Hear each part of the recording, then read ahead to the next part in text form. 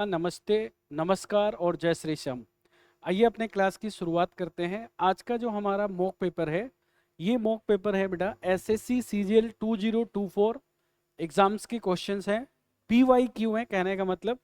और ये एग्ज़ाम जो हुआ था 11 सितंबर को हुआ था 2024 में। कौन सा मॉक पेपर करने जा रहे हैं हम लोग? तो मॉक पेपर नंबर 9 करने जा रहे हैं, ठीक है। बिना टाइम वेस्ट किए हुए सीधा हम लोग क्वेश्चंस पे चलते हैं और बिल्कुल डिटेल एनालिसिस के साथ एक एक क्वेश्चन को सॉल्व करते हैं। इससे पहले कि हम क्वेश्चन को स्टार्ट करें, आप लोग फटाफट मेरे भाई लाइव आ जाइए। आप सभी लोग कमेंट में जय श्री श्याम जरूर लिख दीजिएगा। चलिए स्टार्ट करते हैं आज का पहला सवाल यानी फर्स्ट क्वेश्चन। चलिए ये है आपका पहला सवाल।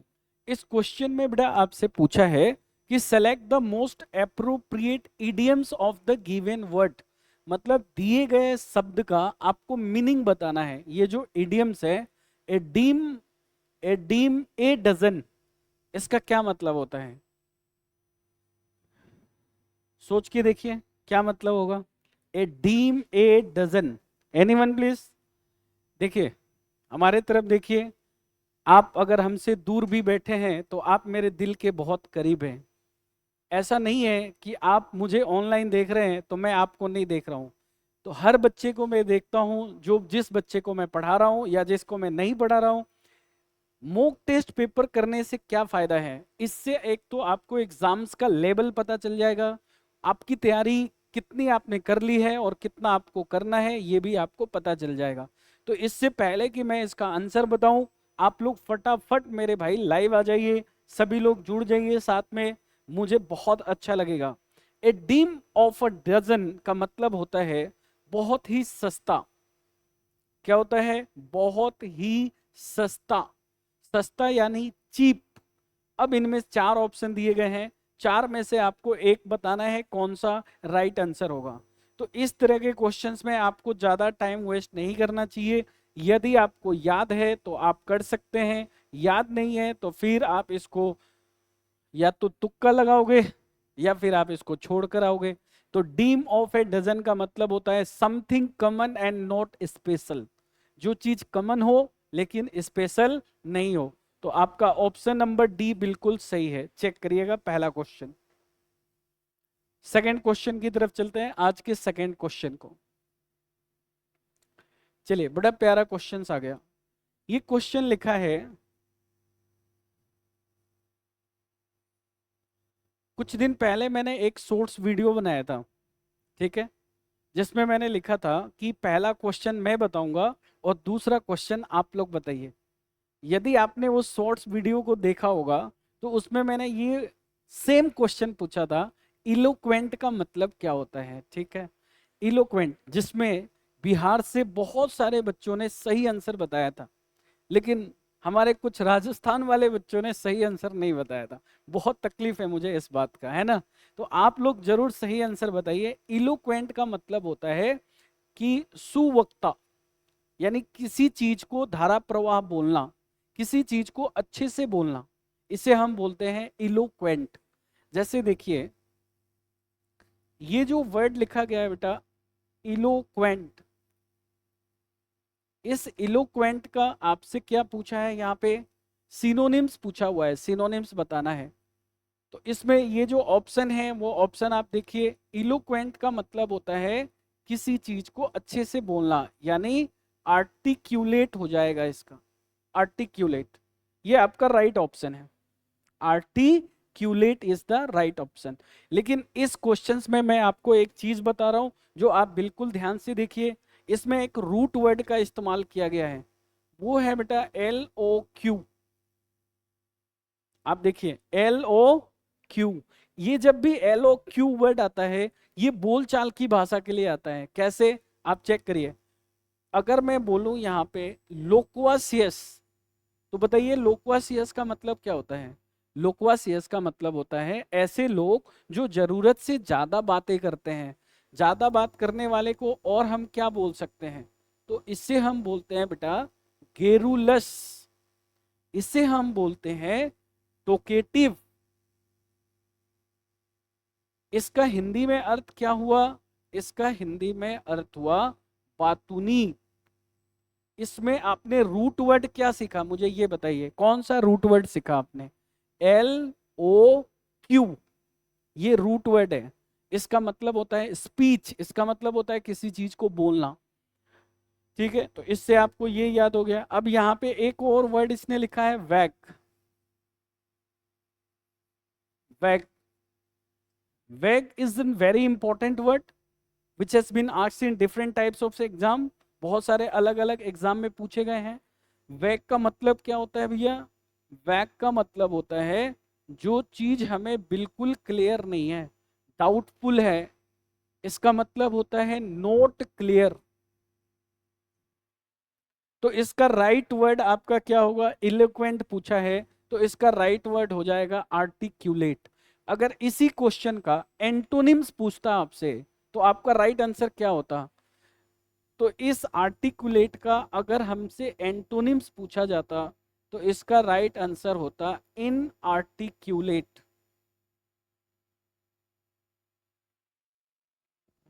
इसमें एक और वर्ड आपको बता देता हूं, देखिए फ्रेंड, इस वैग के लिए एक और वर्ड है, आप लिख लीजिए ambiguous. Ambiguous, this is important word. तो चलिए मेरे साथ बोलिए फटाफट, आपने क्या क्या सीखा? इलोक्वेंट का सिनोनिम्स वर्ड क्या होता है? आर्टिक्यूलेट होता है। इसका एंटोनिम्स वर्ड क्या होगा बेटा? इनआर्टिक्यूलेट। हमने इसमें रूट वर्ड कौन सा सीखा? LOQ। LOQ से हमने एक नया वर्ड बनाया, कौन सा? लोक्वासियस। लोक्वासियस से क्या पढ़ा हमने? बातूनी। इसका सिनोनिम्स क्या बनेगा? गेरुलस। फिर इसका क्या बन सकता है? टोकेटिव। आपके एग्जाम में इसका एंटोनिम्स भी तो आ सकता है, तो इसका एंटोनिम्स हो जाएगा टेसीटर्न। इसका एंटोनिम्स हो जाएगा बेटा टंग टाइट।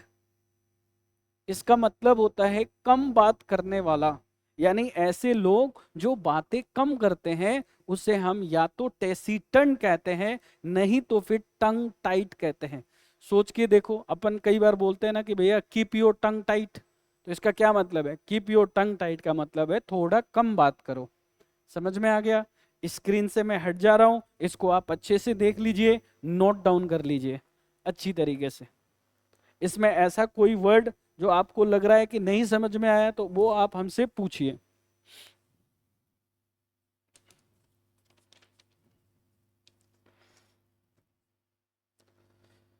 चलिए फटाफट लाइव आ जाइए सभी लोग। ओके ओके, बहुत बढ़िया बहुत बढ़िया, शानदार, गुड गोइंग। चले अगले क्वेश्चन की तरफ। Shall we proceed to the next question? Okay my dear, question number next. देखिए, ऐसे तो ये क्वेश्चन मुझे लगता है जहाँ तक सेकेंडों के क्वेश्चन है, लेकिन फिर भी हम देख लेते हैं।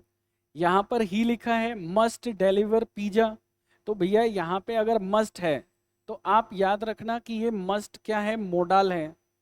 और मॉडल का पैसिव फॉर्म बनाने के लिए बी लगाते हैं, और उस बी के बाद वर्ब का थर्ड फॉर्म आएगा। यानी मॉडल यहाँ पे कौन है बेटा? मस्ट है। मस्ट के बाद क्या लिखेंगे? बी। डिलीवर का थर्ड फॉर्म क्या हो जाएगा? डिलीवर्ड हो जाएगा। Must be delivered. ठीक है, यहां पर क्या लिखा हुआ है? Pizza. Pizza must be delivered by, और ही का क्या बन जाएगा यहाँ पे? हिम बन जाएगा। ऑप्शन कौन सा सही है बताइए? तो देखिए, ऑप्शन आपका जो सही है वो ए बी ऑप्शन है। बिल्कुल आसान सवाल है ये। अब आप इसमें खुद सोच के देखिए कि इसने हैज टू लिखा हुआ है, सर ये कहाँ से आ गया? कैन बी लिखा है, रॉन्ग है। हैव टू बी डिलीवर्ड, ये भी गलत है। यहाँ पे मस्ट बी डिलीवर्ड हो जाएगा, ये आपका राइट आंसर। चले अगले क्वेश्चंस की तरफ।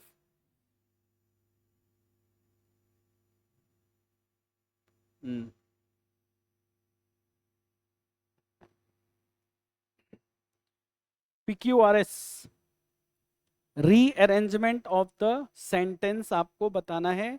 रीअरेंजमेंट ऑफ द सेंटेंस क्या लिखा है बेटा? ए से चालू किया है, थोड़ा देखिए यहां से।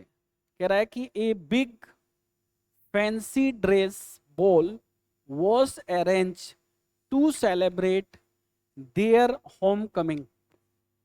कह रहा है कि एक बिग फैंसी ड्रेस बॉल को अरेंज किया गया, किसके लिए? सेलिब्रेट करने के लिए। किसके सेलिब्रेट करने के लिए?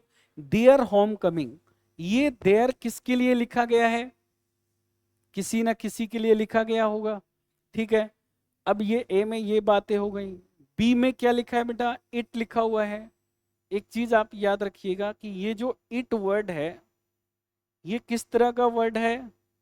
इसे बोलते हैं इंट्रोडक्टरी वर्ड। इंट्रोडक्टरी वर्ड है ये। क्या हम इससे सेंटेंस की शुरुआत कर सकते हैं? बिल्कुल कर सकते हैं। इंट्रोडक्टरी वर्ड से हम सेंटेंस की शुरुआत को कर सकते हैं। यहाँ पे लिखा है कि it must have been a terrible shock for a young girl. जो यंग लड़की है उसके लिए ये बिल्कुल क्या है? टेरिबल शॉक है। क्या टेरिबल शॉक है ये पहला ऑप्शन इसने इसमें दिया हुआ है बी। यहां पे हमने ये जो ए है, ए से सेंटेंस चालू नहीं होगा, यानी ये ऑप्शन आपका खत्म है, ठीक है। और डी, डी जो है यहाँ पे, just as the guest were starting to arrive. जैसे ही जो अतिथि थे यानी गेस्ट थे वो स्टार्ट कर रहे थे आना, स्टार्टिंग टू अराइव, तो यहाँ पे आपका जो स्टार्टिंग जो ये डी लिखा गया है, डी से भी चालू नहीं होगा। तो या तो आपका ऑप्शन सी होगा और नहीं तो डी ऑप्शन होगा। अब यहां भी बी के बाद क्या लिखा हुआ है? सी। और यहां भी बी के बाद क्या लिखा हुआ है? सी लिखा हुआ है। यानी इस बी के बाद सी ये ऑप्शन में आएगा, क्योंकि कह रहा है कि it must have been a terrible shock for a young girl, they had been married a month just home from their honeymoon. अब ये जो यंग गर्ल है इसने 1 महीना पहले ही शादी किया था। इसी के आने के एवज में उन लोगों ने वहां पे क्या रखा? सेलिब्रेशंस रखा हुआ है। तो ये कह रहा है कि ये दोनों जो है बी और सी, इसका पेयर बनेगा। और जब वो वापस आएगा हनीमून से तो उसके बाद वो लोग क्या करेंगे? पार्टी अरेंज करेंगे उसके लिए। यानी बी के बाद सी आएगा बेटा और सी के बाद ए आएगा। और बी यहां पे कौन सा ऑप्शन है? तो ये डी ऑप्शन हो जाएगा आपका राइट आंसर। Next question.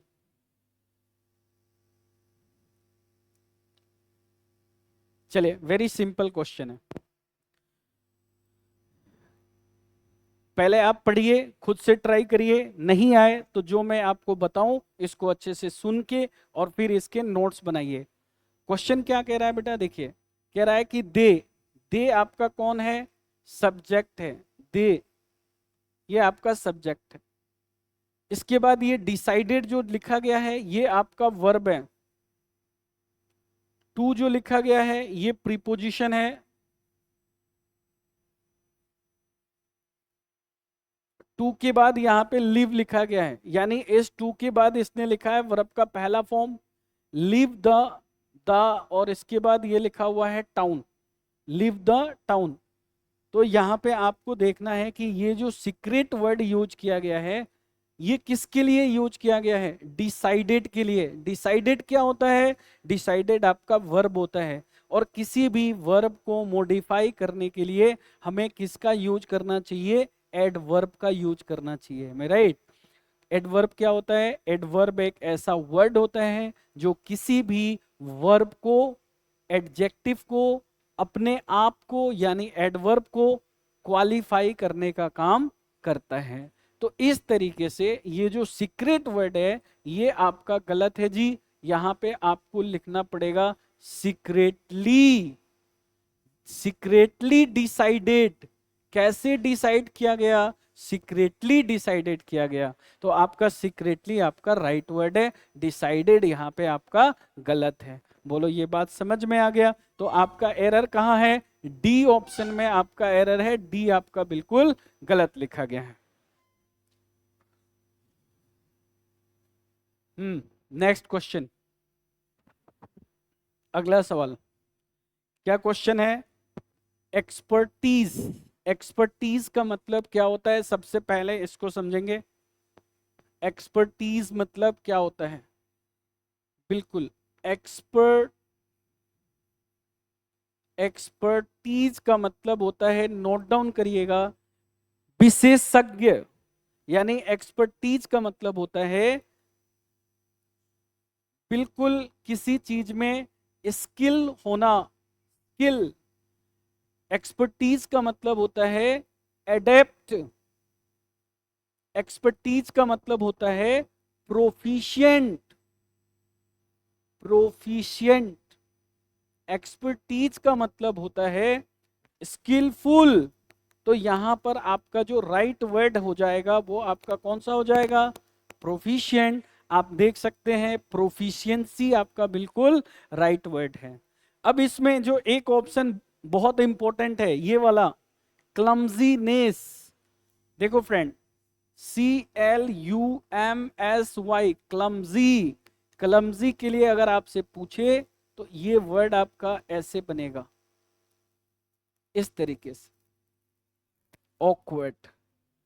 ठीक है, ये आपको ध्यान रखना है। इसके लिए एक और वर्ड बनेगा मेरे भाई, वो होगा ROUGH, रफ। तो ये दोनों वर्ड को ध्यान रखना है। ये आपसे क्वेश्चन में पूछ रहा है बेटा सिनोनिम्स, एक्सपर्टीज का सिनोनिम्स पूछ रहा है, तो आपका राइट आंसर हो जाएगा प्रोफिशिएंसी। इग्नोरेंस का मतलब किसी चीज को नजरअंदाज करना। लेक का मतलब होता है डेफिशिएंट। इस वर्ड को ध्यान रखिएगा, लेक। लेक का मतलब क्या होता है? डेफिशिएंट। डेफिशिएंट मतलब शॉर्टेज। शॉर्टेज का मतलब किसी चीज में कमी होना, इसको बोलते हैं बेटा कमी। चलिए नेक्स्ट, आपको हर क्वेश्चंस को इसी तरीके से पढ़ना है, ध्यान रखिएगा। केवल आंसर करने की कोशिश ना करें, चारों वर्ड्स को अच्छे से समझें, उनके सिनोनिम्स लिखें, एंटोनिम्स लिखिए, तब आप आगे के एग्जाम्स के लिए बिल्कुल तैयार हो जाएंगे। लेकिन एक बात और समझ लीजिए कि ये पेपर भले ही एसएससी का है, लेकिन हो सकता है कि ये किसी भी एग्जाम में पूछा जा सकता है। वर्ड मीनिंग कभी बंधा हुआ नहीं होता है। आगे चलते हैं।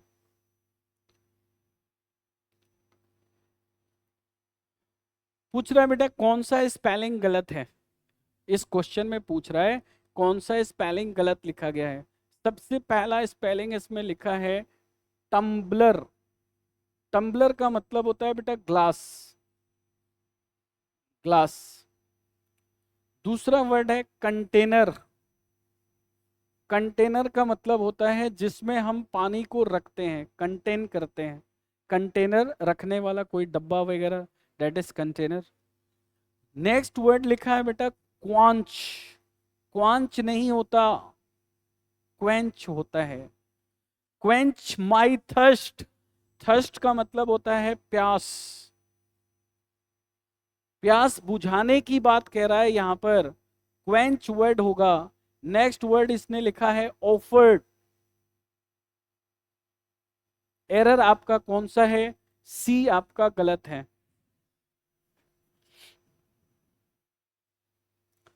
नेक्स्ट क्वेश्चन देखिए,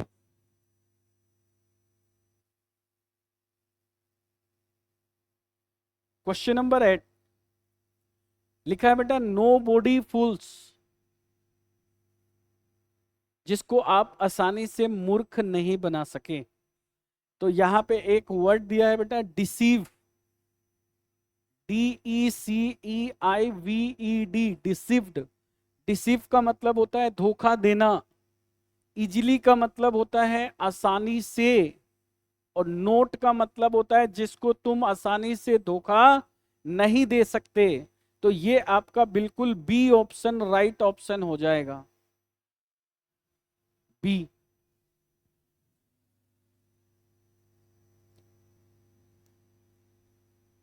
पैरामाउंट।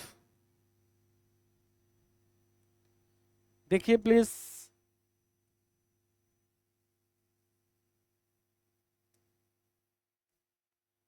वर्ड पूछ रहा है बेटा पैरामाउंट का मतलब बताइए, what do you mean bye Paramount, synonyms बता रहा है। सबसे पहला वर्ड देखिए, पैरामाउंट। पैरामाउंट का मतलब होता है बेटा शिखर, यानी इसको बोलते हैं बेटा सुप्रीम, इसको बोलते हैं बेटा पिक, इसको बोल सकते हैं अपेक्स, इसको बोल सकते हैं एकमी, इसको बोल सकते हैं बेटा समिट, इसको बोल सकते हैं पिनेकल, पिनेकल। चलिए पिनेकल से एक बात याद आया, पिनेकल की किताब में कॉमन एरर के 870 क्वेश्चन है। कितने क्वेश्चन है? 870, 870 क्वेश्चंस। एक चीज ध्यान रखिएगा, हम लोग बहुत जल्दी रोज 10-10 मिनट का मैं एक सीरीज चालू कर रहा हूं जिसमें मैं कॉमन एरर कराऊंगा 10 मिनट, और उस 10 मिनट में मैं टारगेट करूंगा कम से कम 20 क्वेश्चन को सॉल्व कराऊं। तो आप उस कॉमन एरर को देखिए, पिनेकल का पूरा 870 कॉमन एरर अगर आप कर लेते हैं तो मुझे लगता है कि आप बहुत अच्छा करेंगे। और केवल 10 मिनट का क्लास रहेगा और 10 मिनट आप देखिए, आगे बढ़िए। उस मेरे चैनल पे मैं कराऊंगा जिस चैनल का नाम है इंग्लिश विद एसके श्रवण। यदि अभी तक आपने उसको सब्सक्राइब नहीं किया है तो माय डियर स्टूडेंट्स सब्सक्राइब कर लीजिएगा, बहुत अच्छे से मैं कराने वाला हूं। कल ही मैंने ऐसा प्लान बनाया है, कॉमन एरर के 850 क्वेश्चन कराऊंगा, रोज 10 मिनट का क्वेश्चन होगा, दोपहर में 11 या 12 बजे मैं उसे अपलोड करूंगा, प्रीमियम रहेगा, आप उसे जरूर वॉच करिएगा। ठीक है, चलिए आगे बढ़ते हैं, यानी नेक्स्ट। ये समझ में आ गया आपको? इसमें एक चीज पूछा है बेटा इंफीरियर, इंफीरियर का मतलब क्या होता है? इंफीरियर का मतलब होता है जो चीज तुच्छ होती है। इंफीरियर बोलें या ट्रिवियल बोलें, ये दोनों एक ही बात है। कोलाट्रल का मतलब होता है बेटा सहायक, सहायक। इसका राइट आंसर हो जाएगा ऑप्शन नंबर बी। इस तरीके से आपको पढ़ना है, तभी जाके आप 2025 में बहुत अच्छा बिल्कुल स्कोर कर पाएंगे। चलें साहब, चलिए।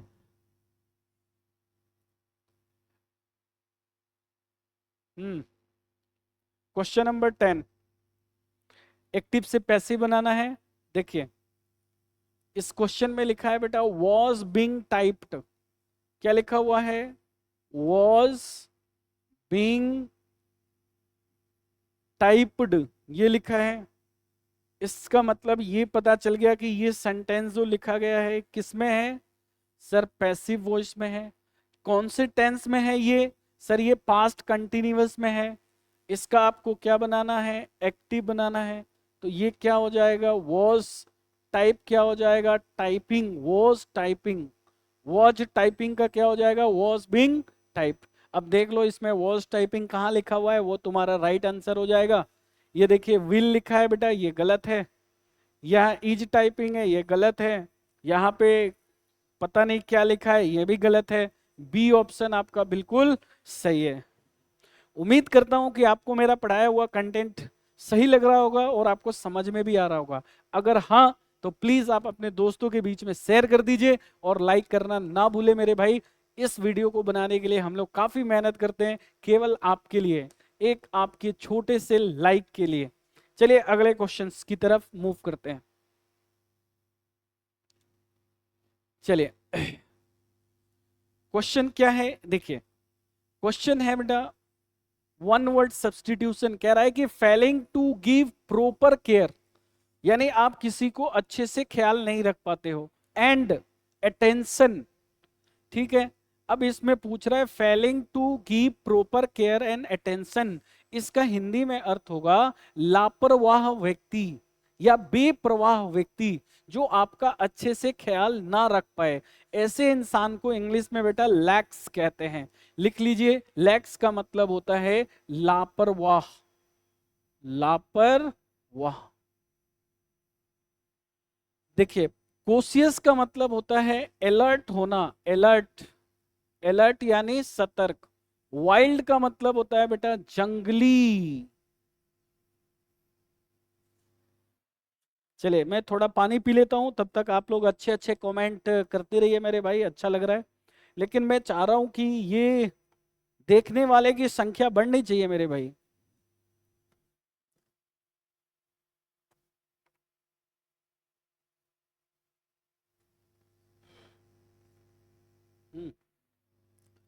Question number 12।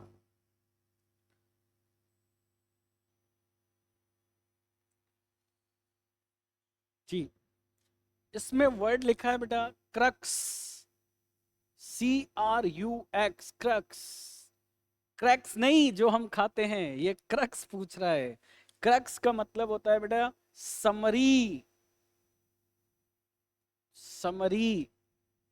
क्रप्स का मतलब होता है, इसे आप कह सकते हैं एक तरह से, एक और वर्ड है सिनोप्सिस, हिंदी में आप इसको कह सकते हैं सार। प्रपोजल का मतलब होता है प्रस्ताव। एटिक्वेट का मतलब होता है शिष्टाचार।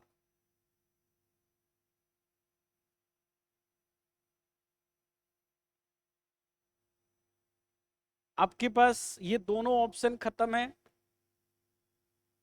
या तो सी नहीं तो बी। क्या आंसर लगाया आप लोगों ने? तो इसमें आपको ध्यान रखना है कि इसका जो राइट आंसर होगा, क्या लगाया है, सी या डी? हाँ हाँ, आवाज नहीं आ रहा? अब आ रहा है? अच्छा, कम आवाज आ रहा है क्या? अच्छा, ओके ओके, कोई बात नहीं। तो माय डियर स्टूडेंट्स, इसका राइट आंसर आप लोगों ने क्या लिखा है, सी या बी? बी किया है, आपने सी किया है।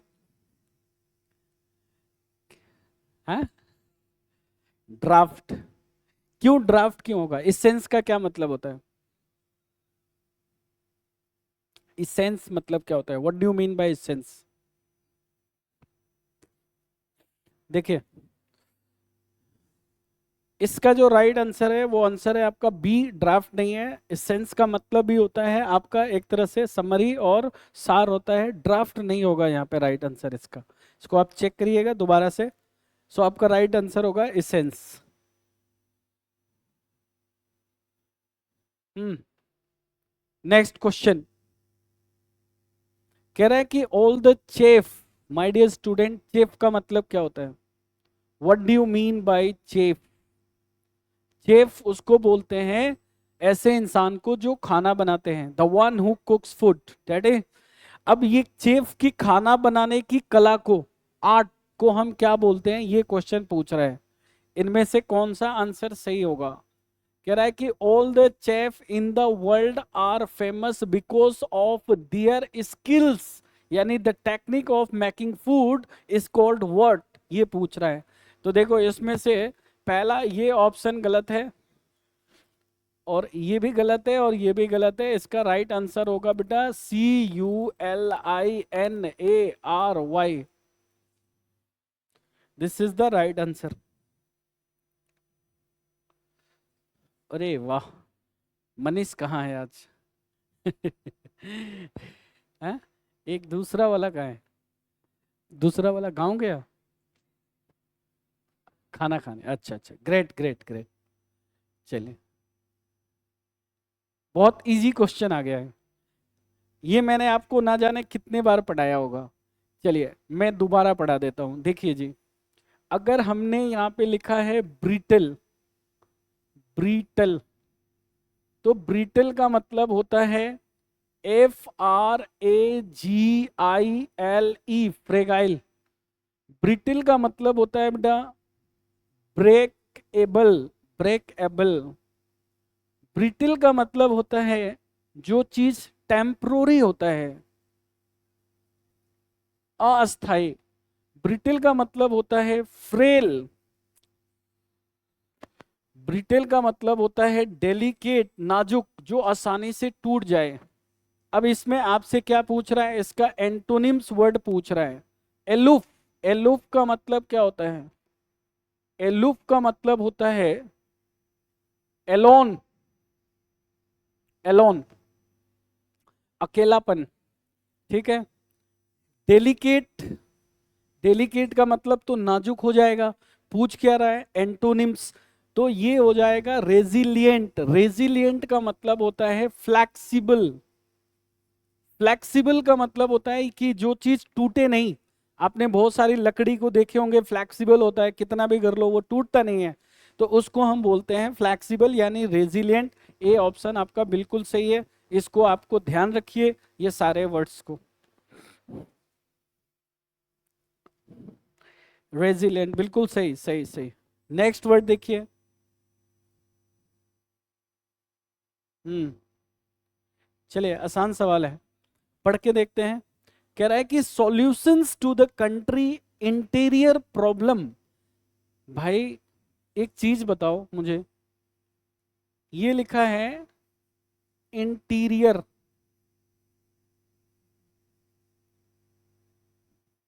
और ये लिखा है प्रॉब्लम्स,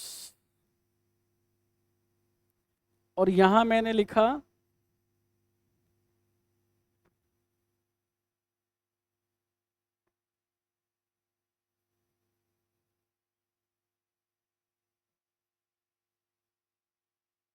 बताइए कौन सा प्रॉब्लम होगा, इंटीरियर प्रॉब्लम होगा या इंटरनल प्रॉब्लम होगा। Very simple word, interior problem नहीं हो सकता है, ये इंटरनल प्रॉब्लम होगा। यहाँ पे जहां भी इंटीरियर वर्ड का यूज किया गया है ये आपका गलत है, यानी सी ऑप्शन आपका यहाँ पे गलत है। इंटीरियर नहीं, इंटरनल प्रॉब्लम होता है यहाँ पे, तो ये वर्ड्स गलत लिखा गया है। Are long way away, interior नहीं इंटरनल, तो इसको याद रखिएगा। चलिए ये क्वेश्चन बताइए। एक मिनट। हम्म, ना ना ना ना, नहीं नहीं नहीं, वो तो सही है। यस, ये क्वेश्चन बताइए। देखो फ्रेंड, कह रहा है कि when I saw him I will ask him to return the book he borrowed. कह रहा है कि I will I will ask I will ask him to return the book he borrowed he borrowed when I dash him। आपके पास पहला option है when I saw him, when I see him, when I had seen। ये question ऐसे पूछा गया है, तो अब आप इस क्वेश्चन को देखिए। इस क्वेश्चन में ये विल आस्क जो है ये सिंपल फ्यूचर टेंस है, सिंपल फ्यूचर टेंस। और सिंपल फ्यूचर टेंस के साथ हमेशा कौन सा टेंस आता है, प्रेजेंट इंडेफिनिट टेंस का हम यूज करते हैं। अब आप इंडेफिनिट टेंस इनमें से कौन सा है, ये है आई के बाद वर्ब का फर्स्ट फॉर्म। तो ये जो सो लिखा है ये गलत है, आपको सी लिखना पड़ेगा इस क्वेश्चन में। इस तरीके से ये क्वेश्चन बनेगा, ध्यान रखिएगा। क्या सीखा है इस क्वेश्चन में, यदि सेंटेंस के एक भाग में सिंपल फ्यूचर टेंस का प्रयोग होता है तो दूसरे वाले जो उसका हिस्सा होता है उसमें हम हमेशा प्रेजेंट टेंस का ही प्रयोग करते हैं। Next question please. क्वेश्चन क्या है, कह रहा है कि one who opposes other. Oppose का मतलब होता है जी विरोध करना, ऐसे इंसान जो दूसरे का विरोध करते हैं। और दूसरे का विरोध करने के लिए मैंने आपको एक वर्ड पढ़ाया था, इसको बोलते हैं बेटा एंटागोनिस्ट। एंटागोनिस्ट का मतलब होता है किसी का विरोध करना, यानी इसको बोलते हैं अपोजेस। किसी सामने वाले इंसान को विरोध करने को बोलते हैं एंटागोनिस्ट। ये आपका राइट आंसर है यहां पे।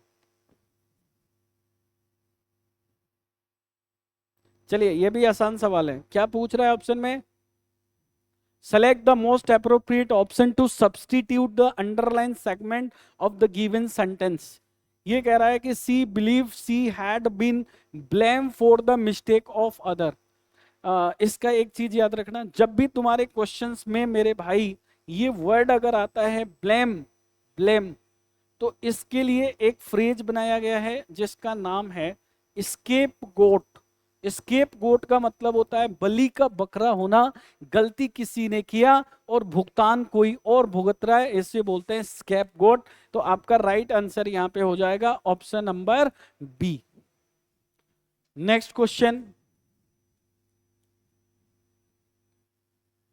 चलिए ये PQRS है, फटाफट बता दीजिए। देखिए यहां पे लिखा है एन ओपन माइंड, बिल्कुल सही। सीक इट विथ क्यू से स्टार्ट नहीं होगा, गलत। कह रहा है कि for personal growth and development, for personal growth, तो ये है आपका ओ से स्टार्ट नहीं होगा यहाँ पे, तो या तो पी से चालू होगा नहीं तो आर से। आर में क्या है, knowledge is a powerful tool, इसका मतलब ये आर से चालू होगा, आर का एक ही ऑप्शन है, ये आपका राइट आंसर हो जाएगा। ठीक है, ये सबसे आसान सवाल था। ये कह रहा है कि नॉलेज एक पावरफुल टूल है, किसके लिए पावरफुल टूल है भाई, फॉर पर्सनल ग्रोथ के लिए एंड डेवलपमेंट के लिए। आर के बाद क्या आएगा, ओ आएगा, ओ के बाद सीक इट विथ, विथ लिखा है तो क्यू, इसके बाद एन ओपन माइंड, तो ये आपका आंसर आसान है, अभी तक का सबसे आसान सवाल यही है। नेक्स्ट क्वेश्चन देखिए, सक्सेस लिखा हुआ है बेटा, success is SUCCESS, success. Success का मतलब हिंदी में होता है सफलता, सफलता। सफलता का एंटोनिम्स वर्ड आपसे पूछा जा रहा है, तो इसका वर्ड हो जाएगा असफलता, आंसर हो जाएगा फेलियर, तो ये आपका राइट आंसर है। इसमें एक वर्ड है आपको जानना चाहिए, ऑप्यूलेंस। ऑप्यूलेंस का मतलब होता है कोई चीज जो ज्यादा रहती है, सरप्लस। ऑप्यूलेंस का मतलब होता है अधिक, अधिक। तो इसका राइट आंसर हो जाएगा फेलियर। चलिए चलिए, कल मेरे एक भाई ने मुझे बताया था कि सर पैसेज को, हमें पैसेज करने में दिक्कत आ रहा है, तो मैं उस भाई के लिए पैसेज को बिल्कुल आराम आराम से कराऊंगा, एक एक चीज समझाते हुए ध्यान से समझिएगा। हाँ, अच्छा कोई बहन जी थी, चलिए बिल्कुल मैं आराम आराम से समझाऊंगा। चलिए देखते हैं क्वेश्चन, देखिए पैसेज, देखिए क्या कह रहा है बेटा, नाउ। नाउ का मतलब क्या होता है, अब। नाउ वी हैव, अब हम लोगों के पास हैं, कौन है, कह रहा है कि मिस्टर एक्स। मिस्टर एक एस नाम का कोई व्यक्ति है जो कि प्रेसिडेंट के पद पर उसको नियुक्त किया गया है।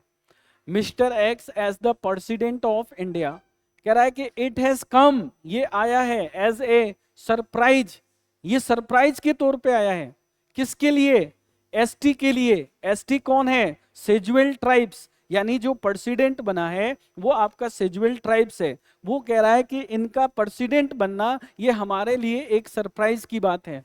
तो यहाँ पे आपसे प्रीपोजिशन पूछ रहा है, तो it has come as a surprise, किसके लिए, टू सेजुअल ट्राइब्स, यानी आपका राइट आंसर हो जाएगा बेटा टू हो जाएगा, यहाँ पे ध्यान रखिएगा। इसके बाद ये लिखा है कि हु किसके लिए, सेजुअल ट्राइब्स के लिए। यहां पर देखिए ये प्लूरल है तो इसलिए आगे आर लगाया गया है, हु आर। अब ये नेक्स्ट क्वेश्चन में देखते हैं क्या पूछ रहा है, फिर से प्रीपोजिशन पूछा है इसमें, फिर से इसमें क्या पूछा है, प्रीपोजिशन, यानी प्रीपोजिशन की भर भर की प्रैक्टिस कराई है आपकी। तो भैया यहाँ पे कह रहा है कि who are dash the most marginalised groups of the country. तो याद रखिएगा कि यहाँ पे जब भी दो से ज्यादा के बीच में बात हो तो उसके लिए हम कौन सा प्रीपोजिशन लगाते हैं, एमंग का प्रयोग करते हैं। तो यहाँ पे राइट आंसर आपका हो जाएगा बेटा एमंग। यहाँ पे सर थ्रू, थ्रू का मतलब होता है के जरिए, और देयरफॉर जो होता है ये आपके रिजल्ट बताता है, तो यहाँ रिजल्ट नहीं बता रहा, तो ये आपका यहाँ पे गलत है। आगे कह रहा है कि the Adivasi of India have been dash socially, economically and culturally. ये आपका तीसरा क्वेश्चन में पढ़ के देखते हैं कि क्या पूछ रहा है यहाँ पे। ठीक है, कह रहा है कि the Adivasi of India have been, तो इनमें से कौन सा होगा? अपलिफ्टेड होगा, एलिवेटेड होगा, सेंसर्ड होगा या मार्जिनलाइज्ड होगा? तो देखिए, सेंसर्ड का मतलब होता है किसी का निंदा करना। क्या होता है? निंदा करना, तो ये ऑप्शन में नहीं होगा। एलिवेटेड का मतलब होता है उत्थान करना, किसी को आगे बढ़ाना। तो जो हमारी भारत की जो आदिवासी है, इसको हम लोग क्या करने की कोशिश कर रहे हैं? एलिवेटेड करने के लिए कोशिश कर रहे हैं या मार्जिनलाइज्ड करने के लिए? कौन सा ऑप्शन इसमें राइट होगा? कमेंट में लिखकर आप लोग बताएं विच ऑप्शन इज करेक्ट। देखिए, तो इसमें या तो आपका ऑप्शन एलिवेटेड होगा और नहीं तो ये वाला ऑप्शन हो जाएगा। अब मेरी बात को ध्यान से सुनिए, अगर ये ऑप्शन होगा तो फिर ये क्यों नहीं होगा? क्योंकि दोनों का एक ही मतलब आता है, या तो आप अपलिफ्टेड लगा दीजिए या आप एलिवेटेड लगा दीजिए। तो इन दोनों में से दोनों नहीं होंगे, आपका राइट आंसर हो जाएगा option number A. Next question देखें, 24। कह रहा है कि डिस्पाइट वेरियस एफर्ट्स, मतलब बहुत सारे प्रयासों के बाद, taken by the government of India, they are still under, बहुत सारे प्रयासों के बाद भी वो अभी भी गरीबी रेखा में जी रहे हैं। तो गरीबी रेखा के लिए यहाँ पे क्या आएगा? पॉवर्टी वर्ड आ जाएगा, तो 4 में आंसर हो जाएगा पॉवर्टी एंड सफरिंग। देयरफॉर, इसीलिए, द डैश ए लीडर, तो लास्ट ऑप्शन है आपका। तो इसमें लास्ट ऑप्शन है आज का। कह रहा है कि therefore the a leader from a marginalized community और group does not indicate that now the entire community will be uplifted, however this kind of move may bring certain changes in the status of the Adivasi. तो यहाँ पे जो right answer होगा इसके लिए कौन सा हो जाएगा? Which option is correct? A, B, C, D। चलो फटाफट बता दो। चलिए, अभी क्या आंसर है? विकास चौधरी। हाँ हाँ, अरे नहीं, मैं सर जीके वाले सर भी जुड़े हैं क्या? अच्छा अच्छा अच्छा। हाँ, हाय हाय सर, ग्रेट। तो इसका जो राइट आंसर हो जाएगा बेटा, वो क्या हो जाएगा? Elevation of. एलिवेशन का मतलब क्या होता है? किसी को आगे बढ़ाने के लिए। तो इस तरीके से हमने आपको आज का पैसेज पूरा सॉल्व कराया। Thank you so much my dear students for giving your time and attending the class. मिलते हैं अगले एपिसोड, यानी रोज इसी तरीके से हम आपके लिए मॉक पेपर लेकर आएंगे। देखना आप लोग ना भूलें। जय श्री श्याम, बाय बाय।